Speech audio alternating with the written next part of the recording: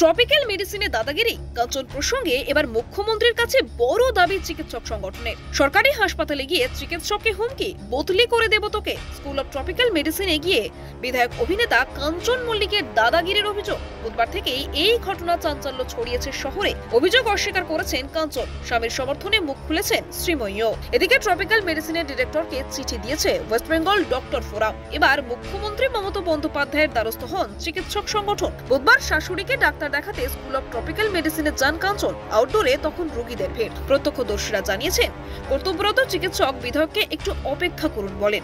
অভিযোগ, তাতেই মেজাজ হারান তিনি।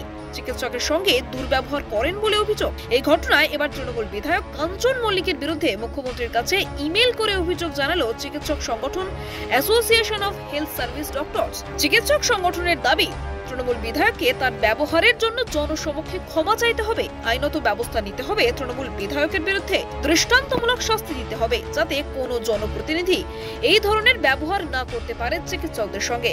এর সঙ্গে ক্যালকাটা স্কুল অব ট্রপিক্যাল মেডিসিনের তরফ থেকে এই মুহূর্তে ডিরেক্টরের কাছে ডেপুটেশন দেবে, যাতে হাসপাতাল কর্তৃপক্ষের তরফ থেকে পুলিশে অভিযোগ জানানো হয়। প্রসঙ্গত প্রত্যক্ষদর্শীরা জানিয়েছেন, কর্তব্যরত চিকিৎসক বিধায়ককে বলেন একটু অপেক্ষা করুন। অভিযোগ, তাতেই মেজাজ হারান তিনি। স্রেফ ধাক্কাধাক্কি বা হেনস্থা নয়, চিকিৎসককে বদলির হুমকি দেন বিধায়ক। শেষে অন্য রোগীরা প্রতিবাদ করলে সেখান থেকে বেরিয়ে যান কাঞ্চন। আপনি দেখছিলেন কলকাতা দর্পণ। ভিডিওটি লাইক করুন, আপনাদের মতামত জানান কমেন্টে। নিয়মিত আপডেট পেতে সাবস্ক্রাইব করতে ভুলবেন না। নমস্কার।